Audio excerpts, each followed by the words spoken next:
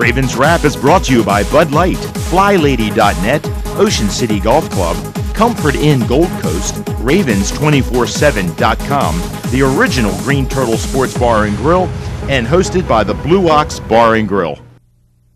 Welcome in. It's another installment of the Ravens Wrap Show here on Comcast Beach TV and Delmarva's Rock Radio, the strongest signal Ravens affiliate on the Eastern Shore, 93.5 The Beach. We are broadcasting from the Ravens Room here at the Blue Ox, 127th Street and Coastal Highway in Ocean City with our loyal Ravensers 44. Give yourselves a hand. I want to thank our sponsors, the original Green Turtle Sports Bar and Grill, of course, the Blue Ox Sports Bar and Grill, Bud Light, FlyLady.net, the Ocean City Golf Club, G&G Outfitters, Ravens247.com, the Comfort Inn Gold Coast, and our friends at JCTickets.net. An enthusiastic fan of the crowd. I love that. Absolutely. There you go. Hey, it's week number 11 of the NFL. Game number 10 coming up for our now 6-3 Baltimore Ravens. We're going to be recapping the 22-17, I can't believe I'm saying this, loss to the Seattle Seahawks. We'll give our grades, talk news and notes. Also, John Harbaugh gets chippy with the media again. We've seen that before. We'll recap the AFC North and preview the upcoming game against the Cincinnati Bengals. I'm former B101.7 jock here at the beach, now at 105.7 in the Fan. Now at 105.7 the Fan in Baltimore. Mike Bradley, it's a mouthful. Former All-Pro Baltimore Colt Bruce Laird back with us once again. Good to see you. Good to be back. Tony Lombardi's under the weather, so Steve Pappas filling in week number 2 here. So welcome back, Steve. I don't want to make this a habit, all right? Can't be a habit. And OC local, former Lehigh College player and OC businessman John Gehrig. John, welcome back once again. All right, so guys, and I'll throw this again amongst you and let you guys talk about it. I mean, and I watched the John Harbaugh press conference, and we'll get into that. There are a lot of things certainly we can discuss about this game, maybe lack of intensity, certainly an imbalance between run and pass. You can talk about mistakes, etc. It still boils down to, in my opinion, and this isn't saying much, but the 3 turnovers, Bruce. Now, you can't say that if they didn't happen, that absolutely means we would have won the ball game and things would have been different. But at the end of the day, we sure would have had a lot better shot, and we wouldn't have dug ourselves we wouldn't have a hole, I should say, to dig ourselves out of. Well, there's no question. And let's face it, no matter whether you're home or away, if you turn the ball over 3 or 4 times and they don't turn it over at all, you're putting yourself in a tremendous hole. And that's what happens against decent football teams. And let me tell you, Seattle's 2-6, but they played pretty decently in the second half. So you had to bury them the first quarter and keep it going and put them into halftime, knowing they were going to lose the football game. They didn't do that. They got the lead. And after that, it's anybody's football game. And Steve, we talked about last week ad nauseum, I think, about getting off to a fast start. You don't want to give them momentum, confidence. It's a tough place to play with the crowd, and that's exactly how it played out, though. I think, we were talking about this earlier, I think a lot of guys were looking, of course, John doesn't agree, but figure that one out. John doesn't agree. I agree with you. He doesn't agree with me ever about anything.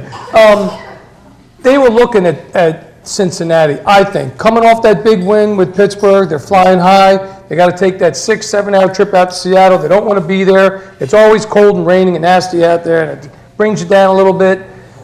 It was nasty, right? The game was nasty. It wasn't very nice weather. So, they get out there. This is why you're wrong. And my thinking is they're thinking of Cincinnati.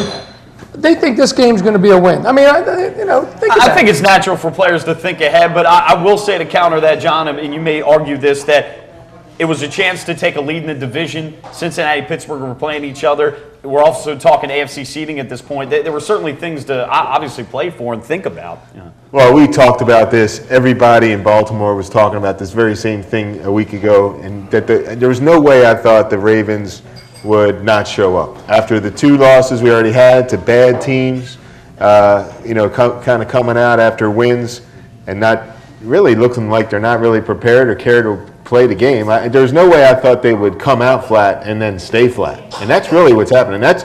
And truthfully, I don't know who the Ravens are. And this is really the first time in 10 or 11 years here, 12 years. I have no idea. This team has no identity at all. We don't know, what are they? I guess we're a passing team now. If we're a passing team, then we're a bad team. All right? That's really what it amounts to. If we're not going to run the ball, we're not a good team. So what identity do we have? I have no idea. We used to beat up these teams.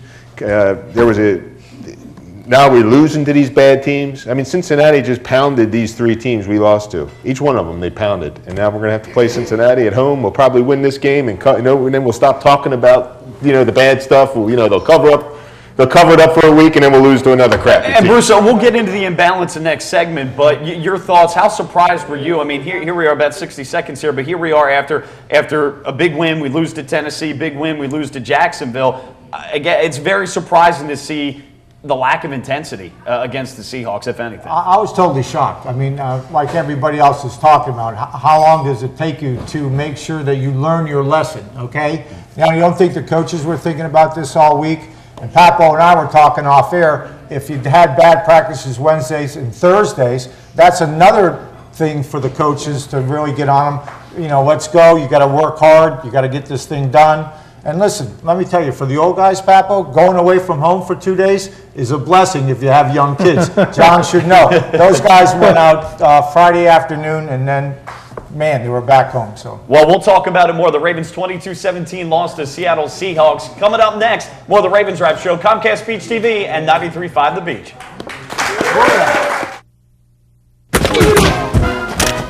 Are you embarrassed to invite people to your home to watch your favorite football team? Well, don't worry, because you're not alone. FlyLady.net is the support you need. Join us and our more than 600,000 members and learn how to crush the clutter and game plan your way through routines that'll help you organize your home and your life. Tackle clutter and get your home game day ready with FlyLady.net.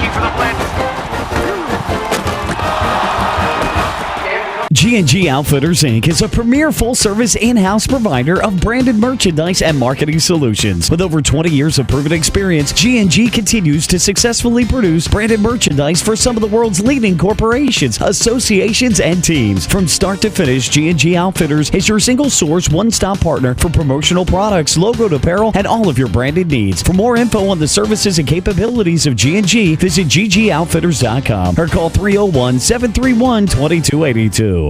In April 1959, Art Wall won the Masters, edging out Carey Middlecoff and Arnold Palmer by finishing birdie, birdie, birdie, par birdie. 1 month later, Ocean City Golf Club celebrated the opening of their first 18 holes. That course has been transformed now into one of the most scenic golf layouts on the East Coast. Come experience 36 of the most beautiful and challenging holes you'll find anywhere. Ocean City Golf Club in Ocean City, Maryland. What's going on? We're giving Matt the NFL experience of a high-pressure field goal.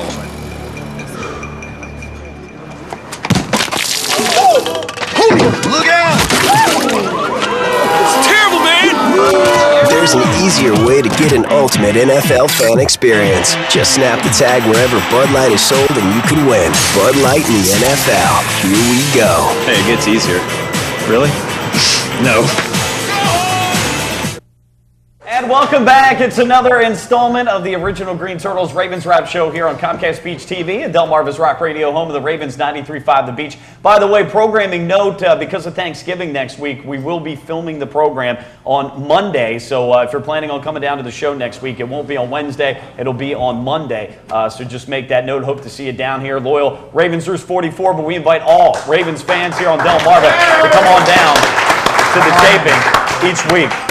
All right, guys, let's get into the meat of it. It was discussed at length here the last couple of days, the imbalance between the run and the pass in the game against the Seattle Seahawks. And I guess their thought, Bruce, was that they were down by many more points than I think a lot of us thought they were. I mean, down 12 at halftime. But even then, even when they go up a little bit more, when you're down, 15 with 14 minutes left in the third quarter, I still don't think that's a reason to panic and abandon the run. No question about it. And they shouldn't have done that. And let me tell you something. They were going to run the football going into this football game. They had a lot of two tights, which they call diesel in Baltimore. So they had that package working.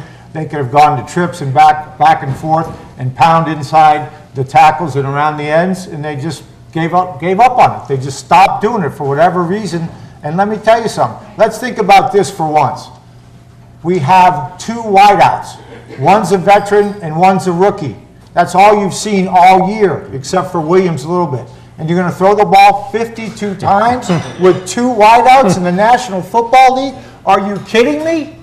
I mean, seriously, are you kidding me? Yeah. And one kid's a rookie that you know is going to have ups and downs because that's what happens to him. And I saw that. I was just shocked. Yeah, I don't know if we forget, but when you see something, it's like a wife. All right, you have the most beautiful wife, and she's really. Where are you going with this, John?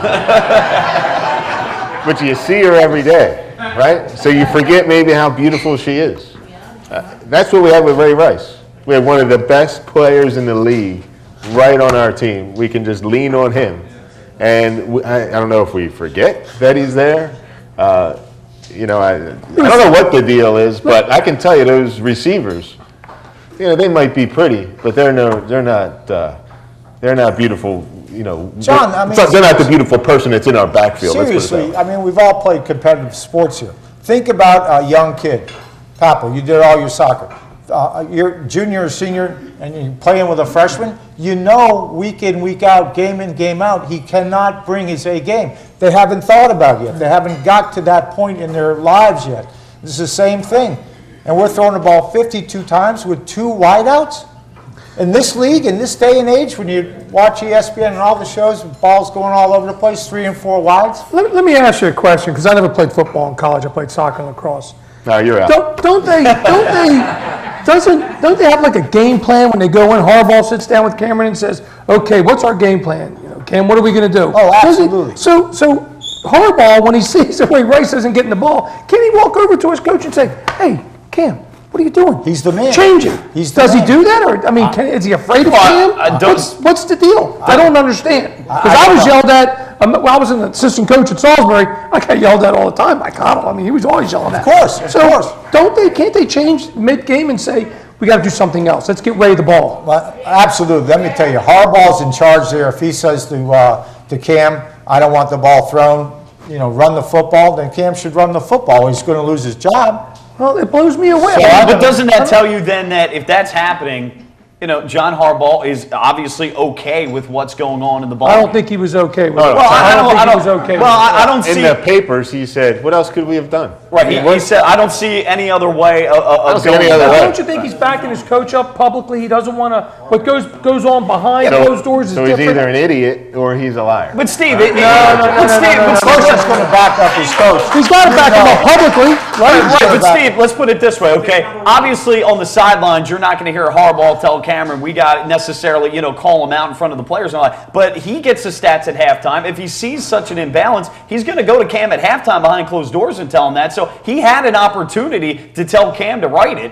And obviously, I think he's more on the same page. When Seattle, 2-6 at the time, right? Right. When they come out and say, yeah, we were hoping that Cam would just throw the ball and become one-dimensional, and we just kind of it was like a bad poker play. Well, we were just. Should Harbaugh change that? Not you're saying at halftime. Of course, you get stats at halftime. I'm talking about the first 2 sets of plays. All of a sudden, what are we doing here? All of a sudden, we're going to airmail it every game. Put Vontae Leach out on wide receiver. Let's start throwing him the ball. I mean, this doesn't make any sense. Papo, but definitely at halftime, we probably looked at things and then talked to Cam and then just decided to let Cam run the offense. That's all I can think about. Well, and to break down the stats, I thought it was more glaring in the second half because I did a lot of statistical analysis. I know you guys love that. But the Ravens ran 38 plays in the first half. 9 plays were targeted at Ray Rice. 8 of them ended up going to him. I think there's 1 incompletion. So that's about 25% right there. That's not god awful. You want it to be more 30%, but I think it was much more glaring in the second half, and we'll talk about that more coming up. More of the Ravens Wrap Show here on Comcast Beach TV and Delmarva's Rock Radio 93.5 The Beach. I know.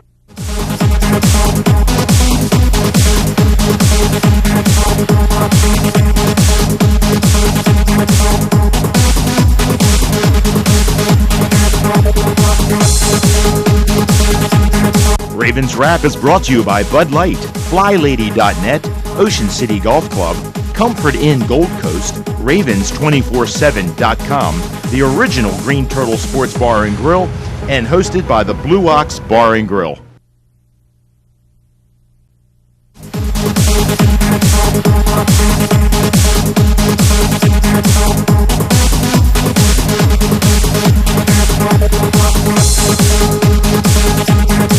Ravens Wrap is brought to you by Bud Light, FlyLady.net, Ocean City Golf Club, Comfort Inn Gold Coast, Ravens247.com, the original Green Turtle Sports Bar and Grill, and hosted by the Blue Ox Bar and Grill. Welcome back in. It is the original Green Turtles Ravens Wrap Show here on Comcast Beach TV and Delmarva's Rock Radio, home of the Ravens, 93.5 The Beach, broadcasting from the Blue Ox, 127th Street and Coastal Highway in Ocean City with Ravens Roost 44. And we want to thank our sponsors, Bud Light, FlyLady.net, the Ocean City Golf Club, G&G Outfitters, Ravens247.com, the Comfort Inn Gold Coast, and our friends at JCTickets.net, Mike Bradley, Bruce Laird, Steve Pappas, and John Gehrig on the panel. Hey guys, we'll continue the conversation here. We talked about, again, the lack of touches for Ray Rice. Only 13 touches in the game between run and pass. I think it was 5 rushes and eight receptions. And John Harbaugh, during his press conference, talked about the first half, 4 possessions. He said 2 of those went really well. 2 of them we had 4 or 5 plays on. And I broke down just the 2 possessions or so that, that we didn't run the ball as much. Now, the very first play of the game, he gets the ball, 2nd and 9, because you only rush for a yard. They throw the ball, then they run an end around, first down. Then Ray Rice gets the ball for 3 yards. Then it's pass, and then they end up punting. On the other series, Ray Rice. I don't know, what were those 2 plays before? Pass. The second series, Ray Rice gets 4 yards on the carry after an end around to Torrey Smith, but an illegal substitution. Now you're facing 1st and 15, and it was pass. You could have mixed in a run somewhere. And then on Series 4, Ray Rice on first down for 4 yards. Then it was pass, both incomplete, you punt. So, in there a little bit, you could have mixed it in more. I mean, ultimately, it's a chicken and the egg. You say, well, we didn't get enough plays. Well, at the same time, that may be because you didn't run the ball enough.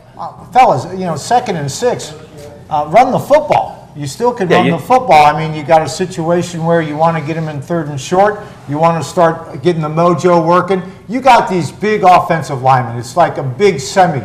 You're not backing it up down the highway. You're going forward with it down the highway. You got to push that big old Mack truck forward. You got to keep those guys in what they want to do. They want to run the football. Offensive linemen, that's the only time they can punish these guys that are coming after them. 60% of the time because the league's throwing the ball? Right. You're backing up. You got to get the ball. And I don't know if it's just Ray Rice, it's Williams, it's whoever you can run the football with. But I believe at 2nd and 6, where's the screen? Where was the draw? Where was anything else? You had nothing else going on, and all of a sudden it was passed. And Bruce, that's what we did with the Steelers game. We were committed to the run. We talked about the 3rd down conversions percentage against Pittsburgh, and we weren't afraid to run the ball. And we had a lot of 3rd and 5s and less. So it was a situation where we just, got out of it. And really with a quarterback that hasn't put a couple games together. So, the sad thing, guys, and Steve, is Ray Rice 5 for 27? That's a 5.4 yard average. I mean, when he did get the ball in, he was obviously very productive. They were 13th against the run, which is, not bad, but we were obviously having success. And I thought for sure when's the last time you saw an end around work? For the Ravens. We had 2 work. That makes up for. So you're thinking Cam's got this down. The ends are coming in and really trying to stop the run. So let's get outside. I'm thinking that's setting up the run, and then that was the end of that for the most part. Well, there's one big question. No one's even talked about it. Special teams. Special teams were horrible. Where were they? Cundiff. He hasn't hit a field goal outside 50. What is he? 1 for 6 or something like that? 1 for 9, actually. Yeah. 1 for 9. That, to be fair, that is his limit. So they were testing it there with him. He was, and before practice, he was sitting at 55 yards. Yeah, but he even said that he misjudged the win. Yeah. And 2, that's David Reed. Yep. Not 1 but 2.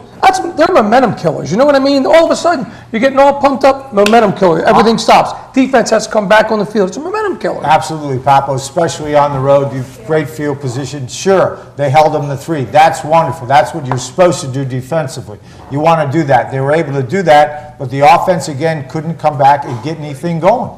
And one of these days, and we said it all the time, John, one of these days you're going to have to score 30-some points a game to win football games. Your defenses are going to be there for you. Sometimes, in the team game, sometimes other parts of your team need to pick up the slack. And those turnovers were crucial, but this is a team that could be beaten. The Ravens are a good enough team to overcome mistakes against a bad let's remember, that's a bad Seahawk team, period. So, the turnover should not have been the reason we lost the game. I don't think they were. I don't think they're horrible. I mean, you could call them This bad. guy, the quarterback, has almost torn pec, No, okay? I understand And that. that's one of the most painful injuries you have. And we didn't touch him hardly at all. I mean, we should have been, the coaches should have said, every time you run past him, hit him. Just hit him. Hey, John, it's a game. Look, no question. We made it like he was in a limo back there. Oh, I'm chilling out. I'll throw it to him. And Jameel McLean's trying to cover a running back. I mean, he's running all over the place. Where was T. We're making this guy look like Where was T. I mean, that's the day off. Those are all things T. we Sizzle need. took the day off. Those are all things we need to get into as well. All I'm saying is, I don't think they're as bad as a record reflected coming in. At the end of the day, clearly we should have won that football game. No question about it. Pete Carroll's not a very good coach. As a whole, maybe a good defensive guy, but again, third loss on the road after a big win, and there's a trend. John Harbaugh says there's not a trend. Each game has its own unique circumstances, etc. But we got a break here. We'll talk about it more coming up. It is the Ravens Wrap Show here on Comcast Beach TV at 93.5 The Beach. G&G Outfitters, Inc. is a premier full-service in-house provider of branded merchandise and marketing solutions. With over 20 years of proven experience, G&G continues to successfully produce branded merchandise for some of the world's leading corporations, associations, and teams. From start to finish, G&G Outfitters is your single-source, one-stop partner for promotional products, logoed apparel, and all of your branded needs. For more info on the services and capabilities of G&G, visit ggoutfitters.com or call 301-731-2282.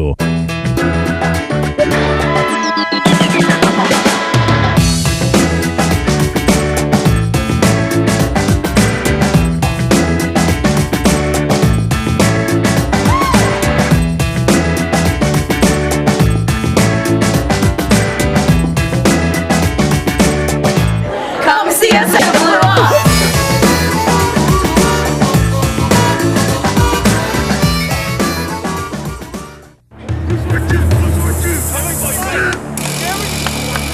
What's this all about? We're giving Rich the NFL experience of a goal line dive. Clearly.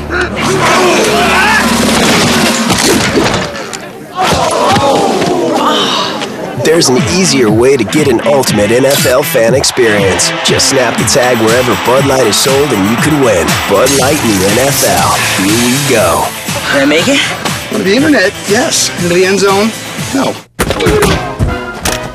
Are you embarrassed to invite people to your home to watch your favorite football team? Well, don't worry, because you're not alone. FlyLady.net is the support you need. Join us and our more than 600,000 members and learn how to crush the clutter and game plan your way through routines that'll help you organize your home and your life. Tackle clutter and get your home game day ready with FlyLady.net.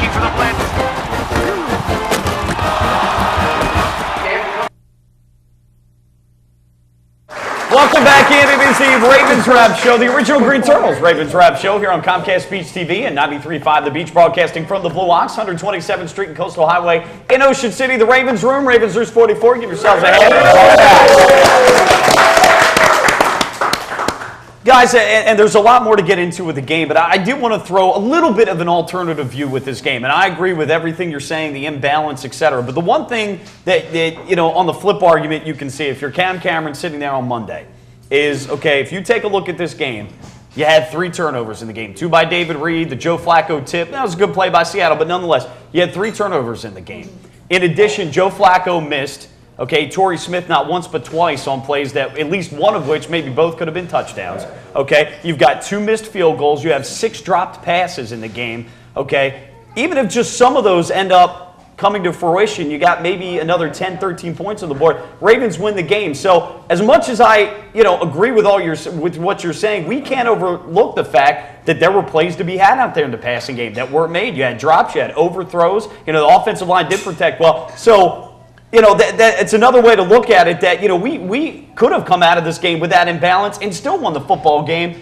At the end of the day, John, call the plays, execute the plays, no matter what they are, as the players say, execute the plays. There were plays that Cam Cameron called that were good plays that weren't executed. There's no question about that. That's what we were talking about. So not every, this is the NFL. And even though I said the Seattle Seahawks are a bad team, they are still, those 53 players are still 53 of the best players in the world. Okay, so they're still professional athletes getting paid. So not every game is going to have a perfect flow. You're always going to find a game where you're going to have some sort of critical comment. So you're going to have to overcome problems, all right, in any game.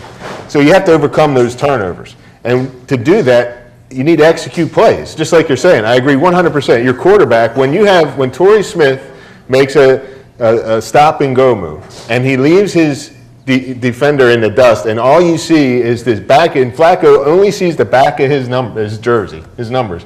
He cannot overthrow him. That is like the worst. That's the one thing you can't do. Underthrow him so bad that the worst thing that can happen is a pass interference. Do anything but let the ball hit the ground 5 yards ahead of your receiver. So we didn't execute a lot of drop balls on good throws by Joe. So you're right. He missed Dennis Pitt in the end zone, too, if he throws the ball earlier. Again, all I'm saying is it seems like, Bruce, what gets talked about more certainly is Cam's got his share of the Lions, or the Lions' share of things that he hasn't done right. But we don't usually talk too much about, well, Cam called plays that weren't executed that were there. I mean, how many drops does Torrey Smith have this year where he's open? And, Joe misses guys with throws. So that never really gets talked about, though. No, it really doesn't. But at the end of the day, like John was talking about, good football teams overcome adversity on the field and win those games, however way they can, through defense, offense, special teams. And when Joe has been as inconsistent as he has been, that brings a problem out, because at the end of the day, the Baltimore Ravens defense could not get off the field. We're going to talk about that later, I'm sure, in the program. But sure, you look at all that, but Ray Rice was still only 5 rushes. It just bothers me. It just bothers me on the road, knowing what kind of football team Seattle is in the second half. John Harbaugh, one of the things he did say was that in addition to the lead that he felt that obviously was bigger than what we thought, there were certain fronts that Seattle showed that, for instance, the pass that Joe Flacco got tipped, intercepted, that was a run play. They got a look by Seattle. They checked off to a pass play there because it was a better call, So, I mean, that's some of his explanation. Mike, do you have the stats on how many blitzes the Ravens had? How many times they I don't, but I think that's an excellent point. In the last a lot of guys weren't there. Yep. Suggs wasn't there.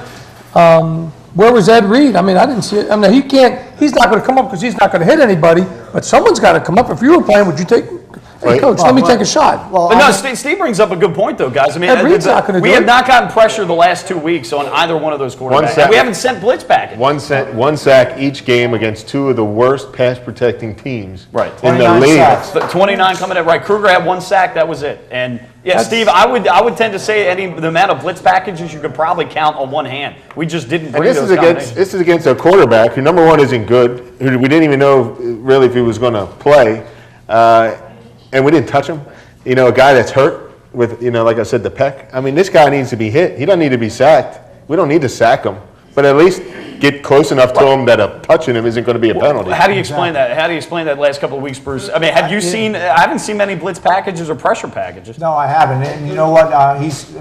Chuck Pagano has been able to get away with sending 5 and playing coverage for a long time. Right. Last 2 weeks, he hasn't been able to do it, and he hasn't sent the all-out blitz. The 6 guys going after the quarterback, which leaves everybody man on man. Okay, you don't have Ed Reed in the middle spying around, so you haven't seen that. So I don't know what's going on with that. But you haven't seen it from Pagano. Yeah, I mean, I think that's right. And we talk about in-game adjustments. I thought he should have adjusted and sent some packages out there. We do need to talk about the defense coming up. We don't have enough time, but we need to talk about the defense because they're clearly not to blame for this game, as a whole. But they're not exactly scot-free of this entire loss. There are times when you need to earn your paycheck. Right, exactly. So we'll talk about that more coming up. It is the Ravens Drive Show here at the Ravens Room, the Blue Ox on Comcast Beach TV. Oh, yeah. And 93.5 The Beach.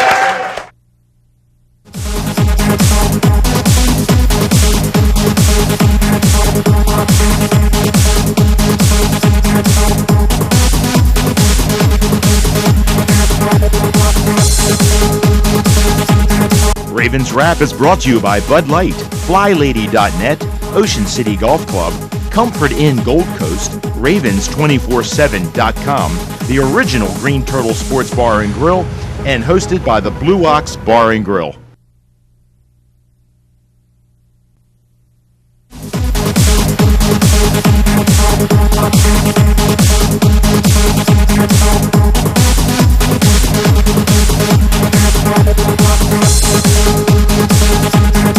Ravens Wrap is brought to you by Bud Light, FlyLady.net, Ocean City Golf Club, Comfort Inn Gold Coast, Ravens247.com, the original Green Turtle Sports Bar and Grill, and hosted by the Blue Ox Bar and Grill. And welcome back in. It is the Ravens Wrap Show here at the Blue Ox, 127th Street and Coastal Highway in Ocean City on Comcast Beach TV and Delmarva's Rock Radio 93.5 The Beach. Hey, I want to thank our sponsors, the original Green Turtle, of course, the Blue Ox, Bud Light, FlyLady.net, the Ocean City Golf Club, G&G Outfitters, Ravens247.com, and of course we wish Tony Lombardi well wishes. I know he's pretty under the weather. It was symbolic for this week's Ravens performance. Yeah, well, He just didn't show up. Very sick. Yeah. The Comfort and Gold Coast at jctickets.net. Mike Bradley, Bruce Laird, Steve Pappas, and John Garrigan. Two quick stats before we come into this segment. The NFC West guys went 4-0 on Sunday with the Rams beating the Browns, the Cardinals beat the Eagles, the Seahawks beating the Ravens, 49ers beating the Giants. Since the divisions were realigned in 2002, 4 teams had never won in the same week. So we helped that cause. Also, and Bruce had a great stat. He showed me that coming into this game, Seattle in the second half was one of the teams that had given up the fewest second half points by defensive units. So, you talk about digging yourself a hole.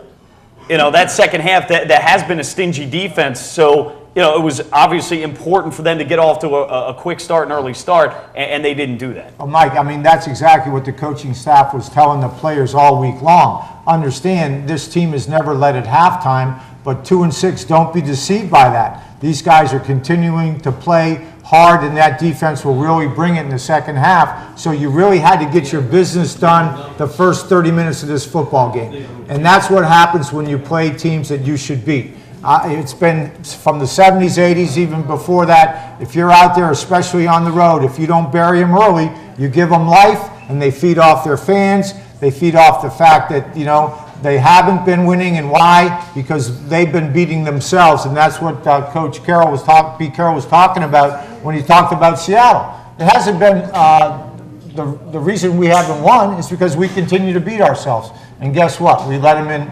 We let them off the hook. Steve and John, we were talking a little bit, and Steve, you brought up about pressuring the quarterback, but talking about the defense again. They're mostly not to blame for this loss, but at the end of the day, let's take a look at it. The linebackers had a horrible game, especially in pass coverage and covering Marshawn Lynch. Chris Carr had an awful game. You mentioned Terrell Suggs. I thought he got held a decent amount, but at the end of the day, he didn't make enough plays. Guys up front in the middle, let's face it, Marshawn Lynch ended up with over 100 yards. Yeah, the yards per carry at the end of the day, 3.4 yards. It's not great, but they gashed us enough at times, I thought, that take a look at it, and there were some issues there defensively Sunday, too. That's case closed, though. That's what happens. They controlled the clock. He didn't have a spectacular day on the ground, but you just grind that out over the course of a game, and that's what happens. And in the fourth quarter, you're wearing the other team out because you're controlling the clock. And the Ravens haven't gotten to that point. Remember the glory days? Since when do we think the glory days are bringing Billick back and just running Jamal Lewis 40 times? You know what I mean? That's where we're at right now. That's truly, Yeah, that's a good point. But we knew what we were then. We knew we had an identity then. We were just going to punch you in the mouth, then we're going to punch you in the stomach, and then we're going to punch you in the mouth again. And then, oh, by the way, we're going to punch you in the mouth again. Now we're just kind of, let's play around, slap you around here, slap you on the butt. And then Harbaugh wants to say, it's not my job to answer your questions. And then when we beat the Steelers, I'm a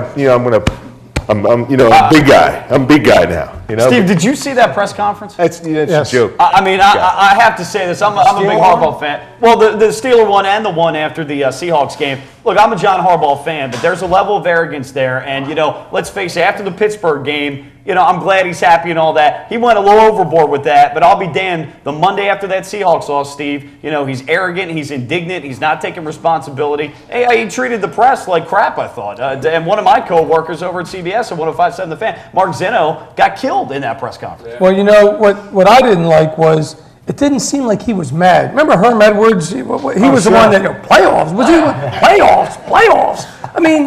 Harbaugh just seemed like, he was making excuses for everything that we did or coming up with solutions. But the bottom line is you got to get pissed. You got to get mad and say, you know what? We didn't do this. We didn't execute. I'm going to talk to Cam, find out what the hell's going on here. You got to get mad. There's no emotion there. And he had an emotion when he started citing that, whatever it was, that speech that he was reading off after the Steelers game. Right. And his talking to the media, Bruce, he acts as if nobody in the media, and clearly none of us know as much as those guys have forgotten in football. No one's claiming that. But to say that, we'll have football answers, we'll take care of it on the inside. I talked to Ray Rice, he knows football. I mean, he's making it sound like that all of us in the media don't know football, don't know what we're talking about. And I've got a problem with the way he handles wins and the way he handles losses. But wait, one second. Remember, winning takes care of all the problems. Because Harbaugh's a good coach, and we all know that. Yeah. I mean, he's a great coach. We all like him. If you lose, all of a sudden, you start pointing fingers. If you win, takes care of all your problems, no matter who you are. Just like Tebow right now. Yeah. They say the guy's the worst quarterback to start ever in the NFL, but he keeps winning. It's winning, so you don't question it. I'm sorry, Bruce. No, 30 seconds here, 30 seconds. Real quickly, when you go back to that stuff, he said in his post-game comments that he knew he was going to take a lot of heat. He knew that the fans were going to be upset. He understood that the media and the fans, not only locally, nationally, were going to get down on him, and he was ready to handle all that. Well, how did he handle it? He just cut everybody off. No, he did. Football, he mentioned, 9 times in 30 seconds, So, anyway, we'll pick that up. More of the Ravens Wrap Show next on Comcast Beach TV and 93.5 The Beach. JC Tickets provides first-class trips to Ravens road games, including airfare, 4-star hotels, game tickets, and cocktail parties. We also help provide great seating locations to all Ravens home games. JC Tickets, where the games begin. Visit us at jctickets.net. Win a trip to San Diego for 2 when you attend the Raven Wrap Shows at the Blue Ox Bar and Grill on 127th Street. Get 1 free raffle ticket for every show you attend, Wednesdays, 7 to 9 p.m. Drawing is during the November 30th Ravens Wrap Show. G&G Outfitters, Inc. is a premier full-service in-house provider of branded merchandise and marketing solutions. With over 20 years of proven experience, G&G continues to successfully produce branded merchandise for some of the world's leading corporations, associations, and teams. From start to finish, G&G Outfitters is your single-source, one-stop partner for promotional products, logoed apparel, and all of your branded needs. For more info on the services and capabilities of G&G, visit ggoutfitters.com or call 301-731-2282. What's going on? We're giving Matt the NFL experience of a high-pressure field goal.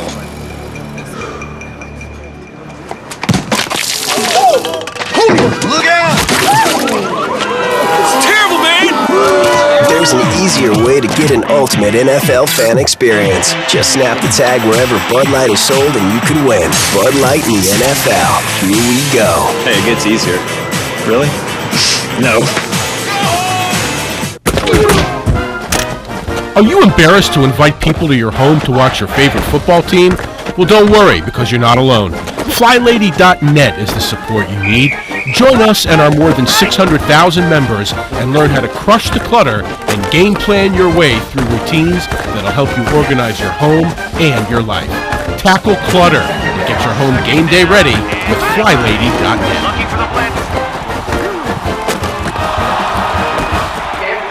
Welcome back in. Another segment here on the Ravens Wrap Show from the Ravens Room here on Comcast Beach TV and 93.5 The Beach. Ravens Roost 44 here at the Blue Ox Bar and Grill. Give yourselves a hand. Quick programming note. Next week we'll be taping the show that is on Monday because of the Thanksgiving holiday, so hopefully you guys make it out. By the way, real quick, high school-wise, wanted to congratulate Stephen Decatur. I know they came up short against Athelton in the playoffs, but made the playoffs for another year and had a good season, so congrats to them. Y High and Kent Island, big game up in Kent Island on Friday night, so I guess that's the next closest team. Best of luck to them. Guys, a couple of quick things, and then we do want to get into special teams as one of the audience members had talked about. A couple of good things I thought in the game just quickly.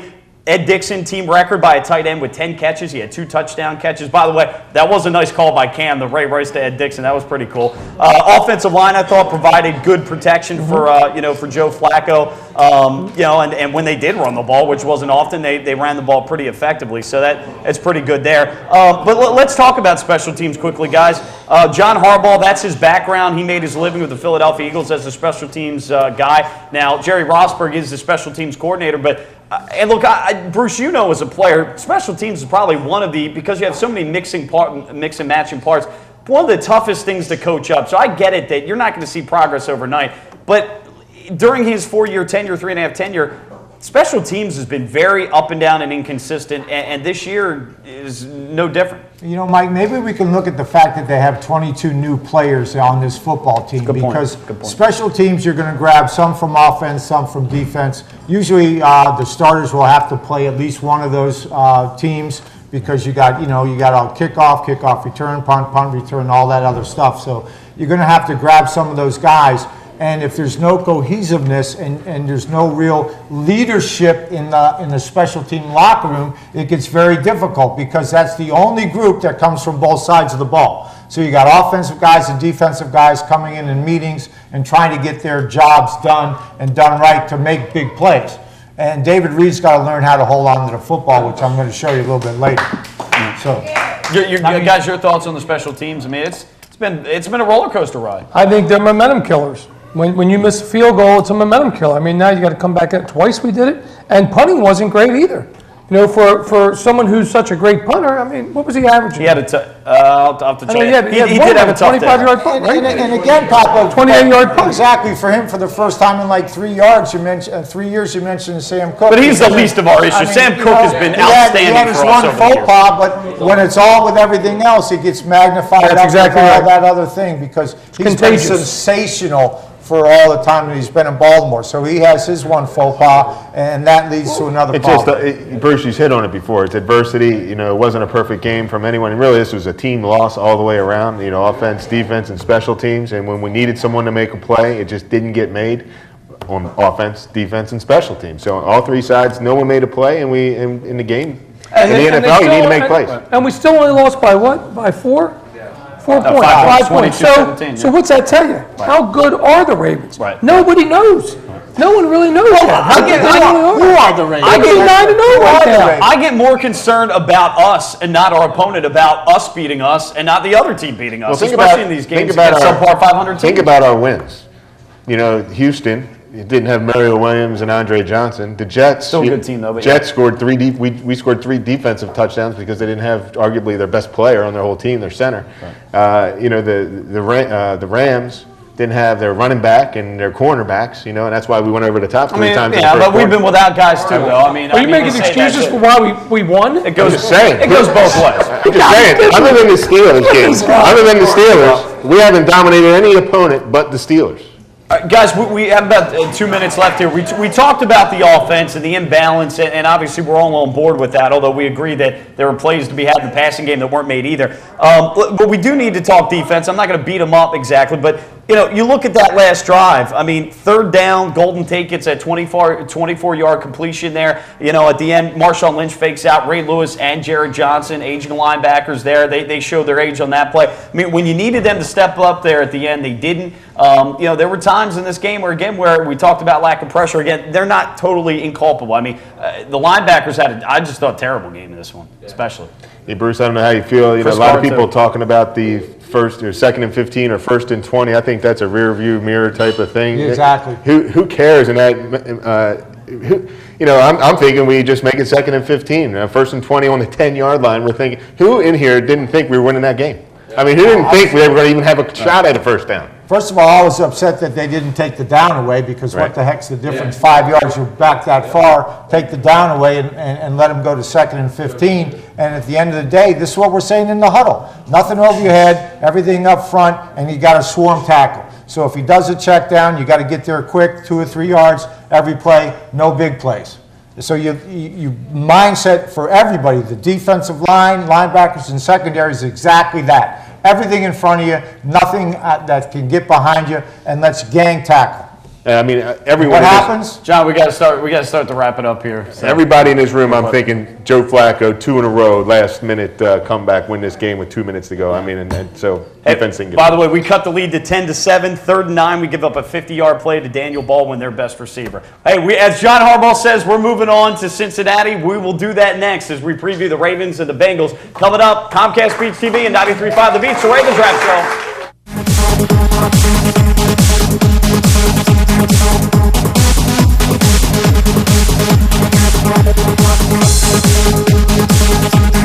Ravens Wrap is brought to you by Bud Light, FlyLady.net, Ocean City Golf Club, Comfort Inn Gold Coast, Ravens247.com, the original Green Turtle Sports Bar and Grill, and hosted by the Blue Ox Bar and Grill.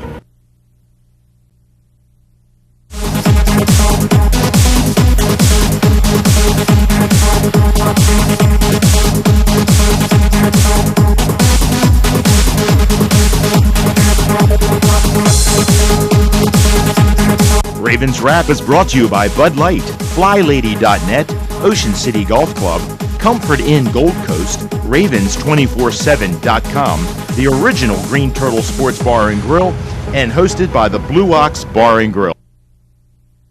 Welcome back in. It is the original Green Turtles Ravens Wrap show here on Comcast Beach TV and Delmarva's Rock Radio, home of the Ravens, 93.5 The Beach, broadcasting from the Ravens room here at the Blue Ox, 127th Street and Coastal Highway in Ocean City. Ravens Roost 44, give yourselves a hand.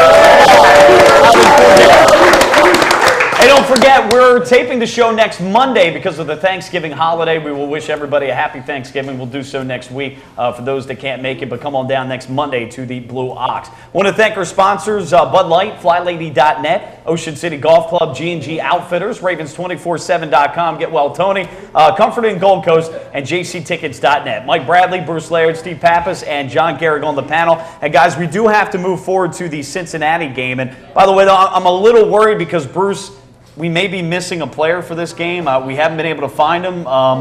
You brought something with you that at breakfast this morning that you saw. Well, what's going on here? Yeah, we're trying to find out where Ray Rice is. Anybody find out where Ray Rice is? We can't.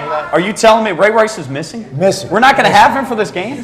May not be, unless you get I something. mean, Leon Hall's out. Does that mean we're going to throw the ball 70 times now? I have no idea. That's the $64 million question. Well, guys, it's an AFC North showdown between the Ravens and the Bengals, who have had obviously a surprising season with a rookie quarterback, Andy Dalton. Let's take a look quickly in the AFC North. Big game last week between Cincy and Pittsburgh. Pittsburgh wins the game 24-17, but Cincinnati Bengals played a very, very good game against the Steelers. I mean, they held their own in that one. So I think for those of us who might have doubted, we didn't know if they were for real, I think we know they're for real. The other game, Cleveland, the curse of Cleveland continues. You see that missed, that terrible snap, missed field goal at the end. So St. Louis gets Cleveland 13-12. They're a non-factor in this one. Let's go down real quickly the list of games Cincinnati's played, and I won't break it down too much, but Cincinnati, they've beaten Cleveland week 1, 27-17. Week 2, they lost to Denver 24-22 in that one. They lost to San Francisco 49ers 13-8. They beat Buffalo 23-20. That was a pretty good win. They beat Jacksonville 30-20. They beat the Colts 27-17. They beat the Seattle Seahawks 34-12 in Seattle, folks. They beat Tennessee 24-17. They lost to Pittsburgh 24-17. Bruce, your initial thoughts on this Bengals team? Well, the big thing with Cincinnati is Marvin Lewis coming back to Baltimore, and he runs a 4-3 defense. He runs a lot of double zone, double man. He's going to have to make Joe Flacco read the difference. And let me tell you, the big thing with Joe is he's had trouble with a four-man front again, and he's had trouble reading defenses. If I'm playing Joe Flacco in this Raven football team, I'm giving you combination zones and making Joe read that at 1,002. I'm not lining up man-to-man. I'm making you read what we're doing defensively.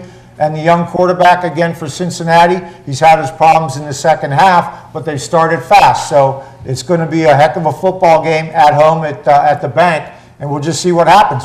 Who knows what team's showing up? Yeah, really. I really don't know. And thankfully, this one's at home. The first crack we get at them is at home, where we can help pick this team up, us as fans here. But you know, you hit the nail on the head. I mean, this cover 2 type scheme, the 4-3, and Marvin has always, even with lesser talent, has played the Ravens pretty tough. That's what Seattle played for the most part. That's their base 4-3 cover 2. This cover 2, and cover 2, and you know this better than anyone, Bruce, but the quarterback needs to be able to think when you're going there, and he has to put pressure on the safeties to make a decision, and then Joe has to deliver the ball to the right guy. So, you know, it helps that we have the 2 tight ends because that's one of their key to attacking the safeties. Yeah. You know, and it's really just a situation where you know, I have a feeling this is going to be one of the ugly games. You know, one of the ugly Ravens type of games. Steve, your thoughts on Cincinnati coming up? Is Lee Evans going to be ready for this game? Well, talking to Tony, it's a possibility that Lee Evans could play Sunday. Yes. That could be a big momentum change for the Ravens. Plus, who does Cincinnati really beat besides Tennessee? Go through your list. They beat everybody we lost. But Steve, does it? Was I talking to you just now? But Steve, to a certain degree, though, does it matter though? I mean, you play. Yeah, you but play. everyone's putting Cincinnati up on this pedestal right now, and I just don't buy into it. I'm sorry. Well, I think. Well, okay, but they've beaten teams that the Ravens. They beat Tennessee, who we didn't beat. They beat Seattle, who we didn't beat. I mean, at least to that degree. They but beat you're the right. Colts. Well, they put the Colts on our schedule. Right, but you're. I mean, taking a look at a few of these. They lost to San Francisco, who's a very good When team. they lost to Pittsburgh, this is a football team you're not really sure of. Sure, they're 6-3, but I get it, Pap. I understand exactly what you're saying. But then again, it's a surprise out of Cincinnati. They weren't even supposed to be anywhere near. That's true. You got a rookie quarterback, a rookie wide receiver, a new offense, a new offensive coordinator, and no OTAs this year. And sometimes when you're young, you don't know what you're not supposed to know, and you don't know how hard it's supposed to be. So you just go out there and play, and they're athletic. They're young, and they're fast, and they're good, and they're just playing. And maybe without having all these OTAs, that's why these young quarterbacks are just coming out playing football, and maybe that's why all the rookies are surprising everyone, because they're not being overcoached. They didn't have all this coaching going into the season. But Dalton's not a stud, and the Steelers showed their class. I mean, so I agree with you. The Bengals aren't in the upper class yet, and the Ravens need to exert their class over the. And if Lee Evans plays, I think you guys are going to be surprised how that offense is going to tell him to get his boot back. All right. Well, we're going to expand more into the Ravens-Bengals game coming up. Big AFC North showdown. We'll do that next. It's the Ravens Wrap Show here on Comcast Beach TV and 93.5 The Beach. We'll be back.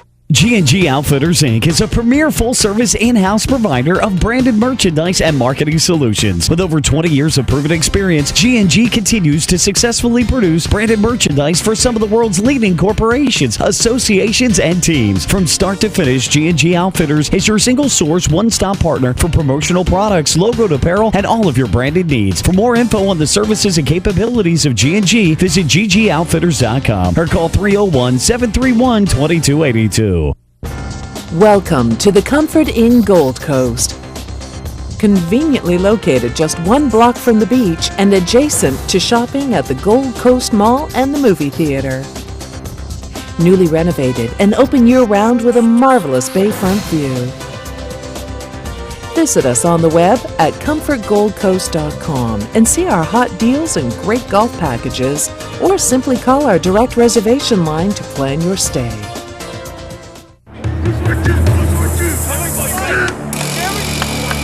What's this all about? We're giving Rich the NFL experience of a goal line dive. Clearly.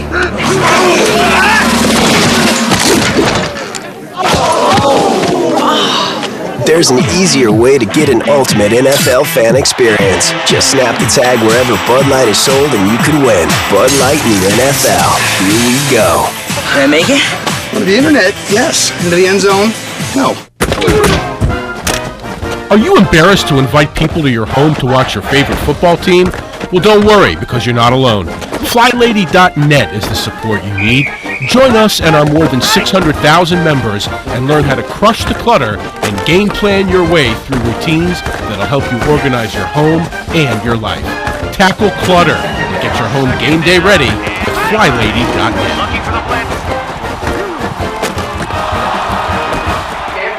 Welcome back in. It is the original Green Turtles Ravens Wrap Show here on Comcast Beach TV and 93.5 The Beach from the Blue Ox, 127th Street and Coastal Highway in Ocean City. All right, guys, let's break down Cincinnati quickly. We went down through the wins and losses, and Papo, to be fair, yeah, I mean, they haven't beaten any significant team when you take a look at the record, but they play who they play. They did play Pittsburgh very well. Andy Dalton, the rookie quarterback, he's throwing 60% completions, just a 6.5-yard average, though. 14 TDs to 9 interceptions. He's only been sacked 12 times, so he's not spectacular, but he's getting the job done. They're 6-3. Cedric Benson, no explosive plays from him, but he's averaging almost 4 yards a carry. Bernard Scott's his backup. Benson with 2 touchdowns. A.J. Green, the rookie out of Georgia, having a big year, though. He's got 6 touchdowns. He's got 12 plays of 20-plus. He's got 41 catches. Jermaine Gresham, their first-round draft pick from a couple of years ago, tight end out of Oklahoma, is second, tied with Andre Caldwell, wide receiver, and Jerome Simpson is fourth, who had a big game against the Ravens in the last game of the year at M&T Bank Stadium last year. Defensively for them, folks, they've got 25 sacks, so they're only 2 behind the Ravens. They're averaging almost 3 a game. Their defense, and they're all getting it from their defensive line and their backups. Geno Atkins, right defensive tackle, 4.5 sacks. Frosty Rucker, defensive end, 4 sacks. Michael Johnson, 3 sacks, who's a defensive end. And their other tackle, Fanene, 3 sacks. And Carlos Dunlop, the other defensive end, 3 sacks. So they get it from their front four. They don't have to blitz that much. That's telling right there. The fact of the matter is that many sacks, and it's all coming from the front. Pretty much. That means they're not sending many people. They're playing a 4-man front, and they're letting those guys go fetch, and they're able to get to the quarterback. That's so difficult to have 7 guys back there in coverage. You can double. You can play zone on one side, man-to-man. You can do all kinds of things. There's a lot of first-rounders on this Cincinnati defense, and they're playing this way. Now they get the young quarterback. You manage the football game. We're going to do a West Coast offense, quick dink and dunk, get out there, get a lead, and we'll let our dogs go after it. That's the kind of football that a lot of people are playing now. And, you know, if Cincinnati can continue that and not turn the ball over, you're going to have to blitz. And even if you blitz, John, you may not get there in time. Yeah, they just play fundamental, I hate to say it, Raven-style football. They don't give up a lot of sacks. Yep. They get after the quarterback. They don't turn the ball over. They have a positive turnover margin. They're, one of the league's best with the turnover margin. Not spectacular, but 6-3. Yeah, and they defend the run well. They have a great top 5 run defense. Yeah, they're in the third league. in the league, I believe, in run. Yeah. But they're not spectacular in anything on offense. They don't jump off the page at anything. So that's one of those teams that are just a steady, even keel team. And you have. You're one of their playmakers now is questionable to play. Leon Hall, their starting corner, he's done for the year. That's huge. And they lost Jonathan Joseph to free agency to Houston. Right. So that's big. That secondary not as strong as we've seen in years past. That's going to be a plus for the Ravens. Yeah, and if we can get them in matchups where we can get behind them and really put some pressure on the safeties, I mean, there's a chance to throw the ball here, open up the run. We're going to have to attack with the run, and we're going to have to. And they're going to be selling out with those linebackers, selling out to stop the run. If they're going to be aggressive to stop the run, then we can play. And we just need to sell the play action, get the tight ends in the middle of that vacated space, and just try to be steady and move the ball down the field. Steve, the good news is against those, we don't have but one, I should say. We don't have just one. We have 2 tight ends that can attack their linebackers and safeties. I like the matchup with Pitta and Dixon against those guys. Well, let's see what happens if Lee Evans shows up, and then you got Evans. Folks, he may play Sunday as of Wednesday. He said he's Casper the friendly ghost. We're not going to have Casper Lee the Evans, friendly ghost back. You got Evans, you got Smith, and then you have Anquan Bolden. How's it going to match up against I think that? Roger Carr might come out before. And I'm talking. Will you be quiet? and I think you're going to see a whole different offensive scheme coming in. I think we're going to run the ball like you said. I think it's going to open up the passing game, and I think defenses are going to blitz like crazy. I think it's going to be a pressure defense. I think we're going to come out with a whole new plan. Like to see it. Folks, we got about 90 seconds. Let's go down the line. Give your thoughts on how we attack it and the score, final score. Well, I mean, at the end of the day, he's throwing the ball out quickly. He's doing 3- and 5-step drops. We'll just see what Chuck Pagano puts in there. Does he send 5? I think he sends 5 a lot more than he sends 6. And they just got to tackle and make sure the ball doesn't get over the head defensively. Offensively, as usual, again and again, run the football, develop 1st and 10, have 2nd and 5 and less. Be in those situations so you can screen, draw. It's a 4-3, so they're going to play whatever combinations they play. If they're in zone, you can screen them, you can draw them. You get in that situation, but win 1st and 10. The Ravens have to win 1st and 10 for this game to go, according to my thoughts. Well, your final score prediction? I don't have one anymore. I'm not predicting these teams. All right. 50 seconds. All right, 21-17 Ravens. Who knows? All right. 45 seconds, guys. I think T. Sizzle's going to come alive. I think Ray Lewis hasn't fired up. The crowd's going to be get into the game. Lee Evans is going to be playing 33-10. It's a blowout. Wow. Yep. 2010 Ravens. 2010 Ravens. That's from John. Tony Lombardi said 16-13. I think we're going to run the ball a lot more, but I still think we're going to throw the ball a little bit more than you guys think in this one. I know you don't want to hear that, but Ray Rice will get the amount of touches he needs. Don't worry about that. I like the Ravens in this one, 20-13. By the way, David Reed will not return kicks in this one. That's from Tony Lombardi. All right, folks, that's going to do it for us. Thank you so much. We'll be back next week. The Ravens Wrap Show here on Comcast Beach TV and 93.5 The Beach.